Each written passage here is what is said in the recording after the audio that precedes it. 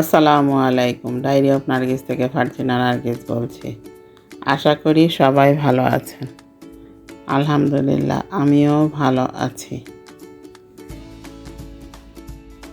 আজকে আমি করে দেখাবো মিক্সড ফ্রুট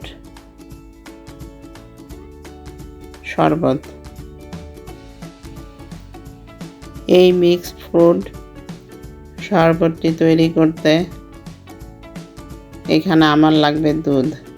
আমি এখানে সাগুর একটা প্রিপারেশান করে নিই। এখানে আমি 1/4 কাপ সাগু দিয়ে ফুটনো গরম পানির ভিতর সাগুটা দিয়ে দিয়েছি। সাগুটা ঠিক এই টাইপের হলে বা এরকম হলে নামিয়ে ঠান্ডা করে নেব। এরপর চুলা আরেকটি হাঁড়ি দিয়ে এর মধ্যে 1 লিটার দুধ দিয়ে দেব। দুধটা দিয়ে ভালোভাবে নাড়াচাড়া করে এটা যখন 1/2 লিটার হবে তখন দুধটা ঘন করে নামিয়ে নিতে হবে। এখানে দুধটাকে দেখানোর মতো কিছুই নেই যে এখানে দেখাতে হবে। দুধটা আমরা কম বেশি সবাই জাল দিয়ে নিতে পারি। দুধটার মধ্যে সামান্য একটু লবণ দিয়ে দিব। তবে দুধটা জাল দেওয়ার সময় ঘন ঘন নেড়ে দিতে হবে। ঘন ঘন নেড়ে দুধটাকে 1 লিটার দুধ যখন 1/2 লিটার হয়ে যাবে এর মধ্যে প্রয়োজন অনুসারে চিনি দিয়ে দেব। আমি এখানে 1/2 কাপের মতো চিনি দিয়ে দিয়েছি।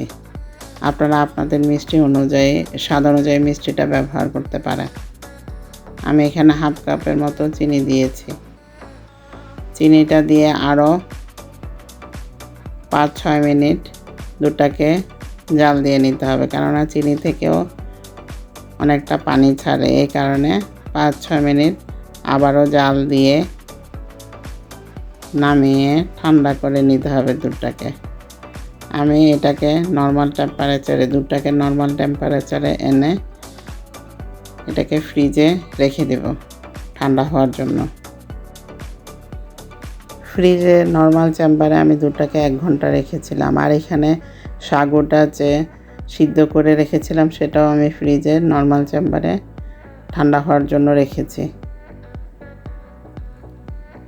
এখানে দুধ সাগু দুটোই আমি ঘন্টাখানিকের মতো ঠান্ডা করে নিয়েছি। তাহলে এই দুধ সাগুর মিশ্রণটা বা দুধ সাগর ফ্রুট শরবতটা খেতে খুবই ভালো লাগবে। এই কারণে আমি এগুলো নর্মাল টেম্পারেচারে এনে ঠান্ডা করে নিয়েছি। এরপর এখানে আমি আমার পছন্দ মতো কিছু ফ্রুটস দিব। এর মধ্যে আম, কালো আঙুর, কলা, আপেল, সবুজ আঙুর। আপনারা চাইলে এখানে আপনাদের পছন্দ মতো ফল ব্যবহার করতে পারেন। আমি এখানে আমার পছন্দ মতো ফলটা ব্যবহার করেছি। আপনারা চাইলে এটার থেকেও এখানে আমি যেগুলো ফল দিয়েছি এগুলো যে দিতে হবে এমন কোনো কথা নেই। আপনারা চাইলে অন্য ফলও দিতে পারেন। আমি আমার পছন্দ মতো ফলগুলো ব্যবহার করেছি। দিয়ে এবার ভালোভাবে দুধ সাগুটাকে ভালো করে নেড়ে নিতে হবে, নেড়ে মিক্সড করে নিতে হবে। এইবার পরিবেশন করে দেখাচ্ছে এটা দেখতে কেমন হয়েছে। এই মিক্সড শরবতটা খেতে ঠান্ডা খেতেই বেশি ভালো লাগে। আপনারা চাইলে এটা তৈরি করে